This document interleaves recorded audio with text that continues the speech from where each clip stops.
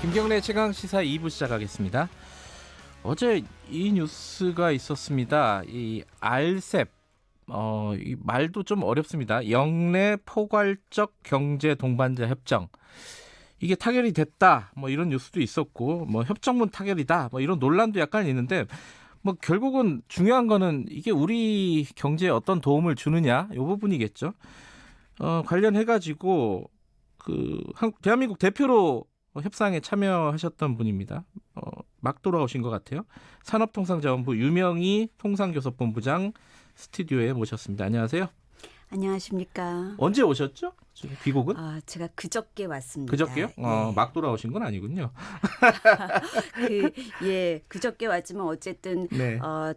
태국 방콕에서 매일 밤 12시까지 협상을 왔다 그래요? 보니까 공항 내리자마자 굉장히 춥다는 생각이 들었습니다. 거기 그래서, 따뜻하군요. 예. 참. 근데 그거 RCEP이라고 읽는 게 맞긴 맞아요? 이게 좀 헷갈려요. 맞습니다. 낯선 용어라서. 길게 다 읽으면은 네. 영내 포괄적 경제 동반자 협정인데 네. 너무 길다 보니까 줄여서 예. 약자로 RCEP으로 읽습니다. 예, RCEP으로 할게요. 저희도. 예. 근데 RCEP이 이게 좋은 거예요? 일단은 그러니까 FTA는 많이 얘기를 들어봤잖아요. 청취자분들도 이제 뭐 한미 FTA, 뭐 한일 FTA도 뭐 추진 중이다, 뭐 이런 얘기 많이 듣는데 네. 이거랑 좀 다른 겁니까? RCEP은 간단하게나마 좀 설명 좀 해주세요. 이거는 한 개, 두 개 나라가 모여서 하는 양자적 FTA가 아니라 예. 16개국이 참여하는 세계 최대의 메가 FTA입니다. 인구로는 세계 절반이고 네. GDP나 이런 걸로는 세계 3분의 1을 차지하는 세계 최대의 메가 FTA이자 우리가 참가한 최초의 메가 FTA입니다. 그래서 양국 간의 시장이 아니라 16개국 간의 시장을 하나로 기회로 활용할 수 있는 거기 때문에 우리 경제에 미치는 영향이 굉장히 크고 긍정적이며 앞으로 새로운 사업 기회를 창출할 수 있다고 봅니다. 그러니까 지금 말씀하신 그 RCEP에 들어가는 나라들이 아세안 10개국, 예. 보통 알고 있는 뭐 태국, 말레이시아, 맞습니다. 인도네시아 뭐 예. 이런 나라들하고 예. 또 한중일 다 들어가고요. 예, 맞습니다. 그리고 호주, 뉴질랜드, 인도. 인도가 안 들어간다는 뉴스를 언뜻 본 것 같아요. 인도는 왜 논란이 되고 있는 거죠? 인도는 이제 지금 16개국 간의 마지막까지 협상을 하고 그 전날 밤까지 네. 했을 때 인도는 자기네는 아직까지도 무역 수지 적자에 대한 우려가 있어서 그런 부분들이 완전히 해소되지 않아서 일단은 15개국끼리 협정문 타결 선언을 하고 인도와는 계속 상호 만족스러운 해결책을 찾고 그 이후에 결정을 하겠다 이렇게 됐습니다. 그 인도를 제외한 다른 나라들 입장에서 보면은 인도가 네. 시장이 굉장히 크잖아요. 인구도 예, 많고. 그렇습니다. 예. 그래서 인도가 빠진 건 굉장히 아쉬운 부분일 것 같아요. 그래서 아직은 빠졌다고 예단하고 싶지 않습니다. 그래요? 왜냐하면은 인도가 안 들어가겠다, 협상에서 빠지겠다 네. 그런 게 아니라 현재의 상황으로는 만족스럽지 못하다. 그렇지만 계속 대화를 하고 여기 내에서 방법을 상호 서로 찾아보겠다 그렇게 했고 다른 나라도 그렇지만 우리나라도 인도가 주요 교역 파트너인 만큼 앞으로 계속 양자 다저적 기회를 활용해서 인도를 참여할 수 있는 네. 방안들을 모색을 하려고 합니다. 그 논란에 대해서 좀 한번 여쭤봐야 될 것 같아요. 이게 네. 이런 기사들 많이 보셨을 거예요. 이게 RCEP이 타결된 게 맞느냐. 예. 그러니까 한마디로 말하면 정부에서는 타결됐다라고 약간 홍보하고 싶어 하지만은 외신들 보면은 타결이 아니다. 타결 안 됐다라고 보도하는 쪽이 더 많다. 그리고 약간 우리 정부가 좀 뻥튀기한 거 아니냐? 우리 언론들이 잘 모르고 쓰는 거 아니냐? 여러 가지 좀 비판들이 있습니다. 본부장님이 좀 정리 좀 해주세요. 이 부분. 일단 정부가 뻥튀기를 할 수가 없습니다. 왜냐하면 이거는 네. 우리 정부 혼자 뭘 발표를 하는 게 아니라 네. 16개국이 같이 정상 선언문을 합의를 해서 채택을 하고 발표를 했습니다. 네. 그래서 거기에 나와 있는 정확한 표현이 협정문은 20개 챕터 모두 다 타결했다. 협정문은 타결이 됐다. 20개 챕터. 근데 그 20개 챕터가 사실은 저희가 페이지수를 따지면은 네. 거의 어림잡아서 지금 한 700페이지가 넘습니다. 나중에 네. 좀 편집하고 하면 좀 달라질 수 있겠지만 그만큼의 700페이지가 넘는 협정문에 대해서 20개 챕터에 대해서 15개 국가가 네. 100%다 합의를 했다는 거는 굉장히 큰 성과입니다. 그래서 15개국 정상들이 이 20개 챕터를 다 타결했다. 이런 네. 표현을 타결이라고 분명히 선언문에 썼습니다. 예. 그런데 FTA는 이런 한쪽에서는 협정문 협상을 하고 한쪽에서는 관세를 얼마나 내리고 네. 서비스 시장을 얼마나 열고 하는 시장 개방 협상을 하는데 거기에 대해서는 대부분이 타결이 됐다. 그래서 어쨌든 내년에 양쪽 다 합쳐갖고 서명할 수 있도록 당장 법률 검토 들어간다. 이렇게 정상 선언문에 구체적으로 나와 있어서 저희도 협정문 타결 그리고 나머지 다 마무리해서 네. 내년 서명 그렇게로 분명히 보도 자료도 내고 내년 서명은 일정이 했습니다. 정해져 있어요? 아니면은 협의를 해야 되는 부분입니까? 협의를 해야 됩니다. 네. 왜냐하면 서명을 하기 위해서는 전부 다 또 국내 절차가 필요합니다. 저희도 네. 서명 전에는 공문본 번역까지 마치고 공개를 합니다. 네. 그래서 그런 과정을 거쳐야 합니다. 근데 이 관련해 가지고 하나만 더 여쭤볼게요. 뭐 길게 갈 건 아닌데 그 남이섭 변리사 같은 분이 예, 이제 예. 뭐 프레시안 기사에서 이렇게 얘기를 했습니다. 이게 협상 타결이 아니고 협정문 타결이라는 말은 처음 듣는다. 이게 약간 좀 성급하게 정부가 발표하는 거 아니냐. 이게 이런 식으로 타결됐다는 뉘앙스로 발표하는 것 자체가 지금은 좀 빠르다. 이런 취지의 비판이었어요. 어떻게 생각하십니까, 이 부분은? 예.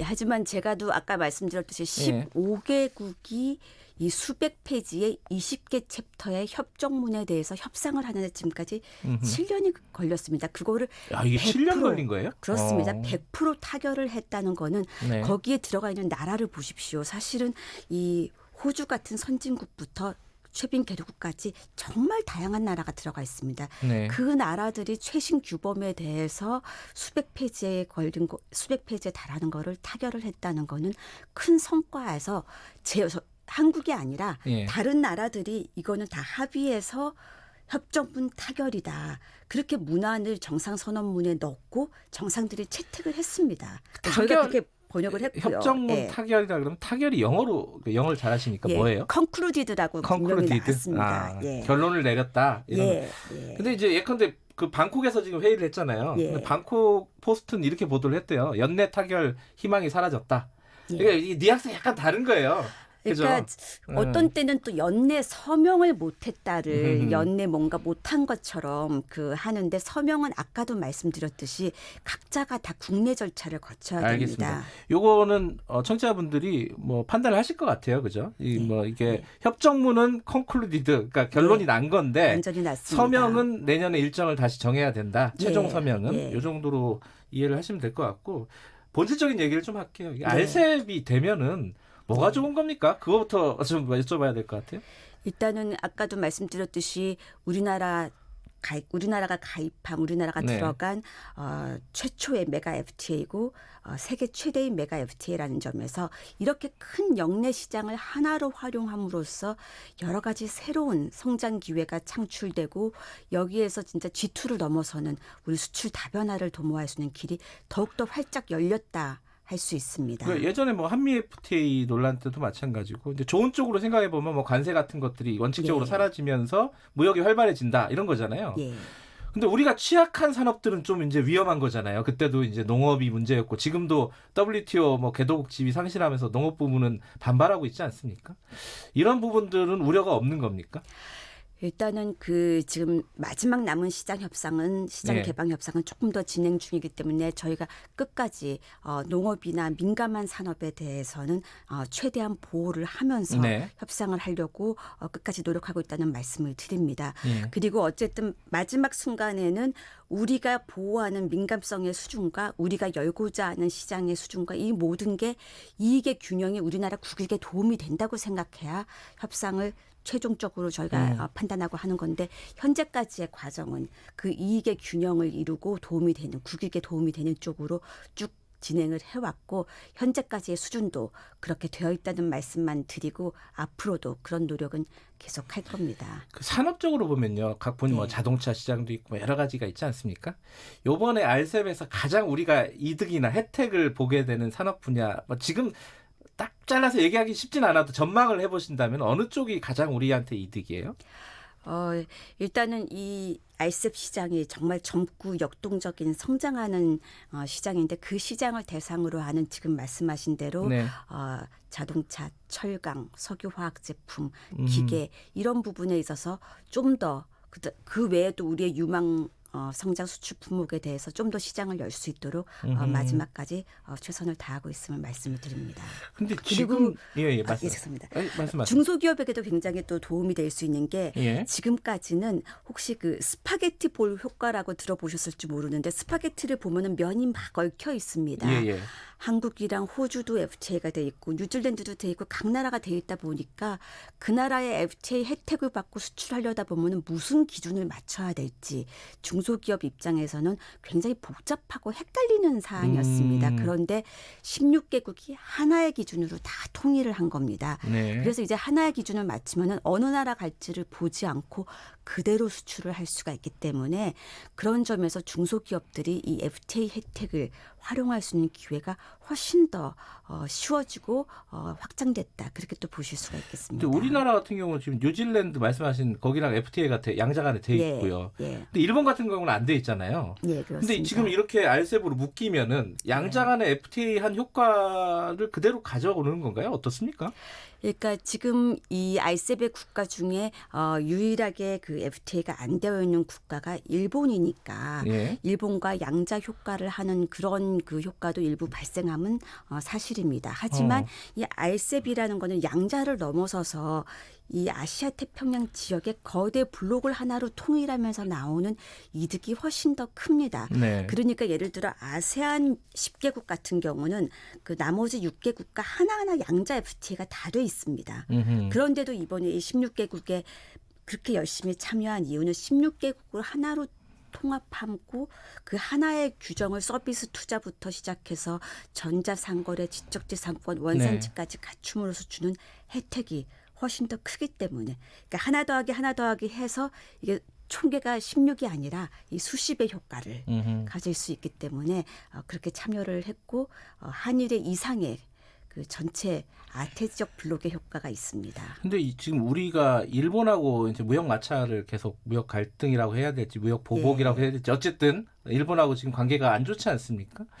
이게 이번 RCEP으로 조금 달라질 수 있는 건가요? 예컨대 이제 RCEP으로 묶이게 되면은 지금 한일 간에 뭐 무역 보복 조치 지금 일본이 하고 있지 않습니까? 네. 이런 부분이 좀 해결될 수 있는 약간 우회로 같은 그런 것도 될 수 있나요? 그동안도 사실 일본의 그 수출 규제 조치에 대해서는 RCEP에서도 여러 번 제가 얘기를 했었습니다. 네. 그 이유는 RCEP이 추구하는 게 상호 호혜적인 그런 경제 파트너십입니다. 네. 거기에 그 이 규범에 기반해서 서로 가치 사슬을 세계 가치 사슬을 영내 가치 사슬을 더욱더 확대하고 심화하겠다는 게 RCEP의 정신인데 거기에 어긋난다. 네. 그다음에 또 RCEP에서 WTO와 마찬가지로 수출 제한을 하지 못하도록 하는 규정도 두고 있습니다. 그러한 협정문에도 어긋난다. 그런 얘기를 RCEP의 장에서 해왔는데 앞으로 이 협정이 타결돼서 16개국이 공동으로 같이 그런 한 목소리를 내면서 논의를 할 수 있으면 보다 효과적으로 대응을 할 수 있을 것으로 생각을 합니다. 우리랑 지금 일본이랑 그 구체적으로 얘기를 못 하고 있잖아요. 그 네. 뭐 무역 보복 조치 이런 부분에 대해서 다 뭐 징용 문제니 지소미아니 다 얽혀 있어가지고 그럼 RCEP 이런 논의를 통해서 약간의 돌파구 같은 것들도 만들 수 있는 건가요? 어떻습니까?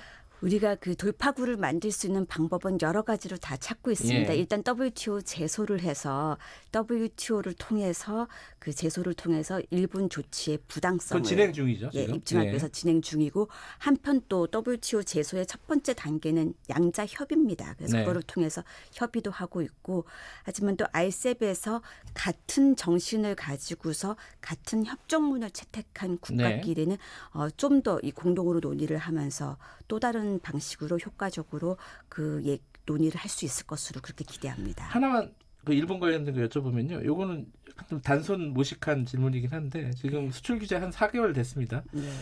누가 더 피해를 많이 보고 있습니까? 본부장님 보시기에는? 일단 이 우리 기업들 그다음에 국민들 그다음에 정부 다 같이 이렇게 합심하여 긴밀하게 대응을 해온 탓에 우리 기업들의 생산 차질과 같은 당장의 직접적인 피해는 입고 있지 않습니다. 하지만 앞으로 장기화될 경우에 대비해서 저희가 항상 면밀히 모니터링하고 필요한 순간에는 즉각 지원을 할 수 있도록 대응을 할 거고요. 알겠습니다. 예. 예. 시간 관계상 짧게 그 알셉 관련해서 마지막 이제 변수는 없는 겁니까? 이제 마지막 서명할 때까지 특별히 남은 뭐 쟁점이라든가 변수 이런 것들은 없어요? 다양한 그 개발 수준의 단계에 있는 16개국이 모여 있기 때문에 뭐 변수가 100% 없다 예단할 수는 없겠지만 지금까지 그런 모든 변수를 극복하고 협상 전날 밤 12시까지 장관들이 협상을 하면서 타결을 했고 정상들이 그거를 선언을 하고 채택을 했습니다. 알겠습니다. 그래서 앞으로도 그거를 잘 서명과 발효로 이어갈 수 있을 것으로 기대를 합니다. 12시까지 협상을 하셨다는 얘기를 계속 강조하시고 장관들이 그 서로 막 호텔 가다가도 돌아와서 다시 연락하고 하면서 실무자들에게 맡겨두기에는 너무나 중요한 일이다 보니까 장관들끼리 긴밀히 연락을 하면서 16개국이 함께 협의를 했습니다. 자꾸 말씀하시니까 고생하셨다는 말씀 드려야 될 것 같습니다. 감사합니다. 오늘 스튜디오에 나와주셔서 감사합니다. 감사합니다. 산업통상자원부 유명희 통상교섭본부장이었습니다.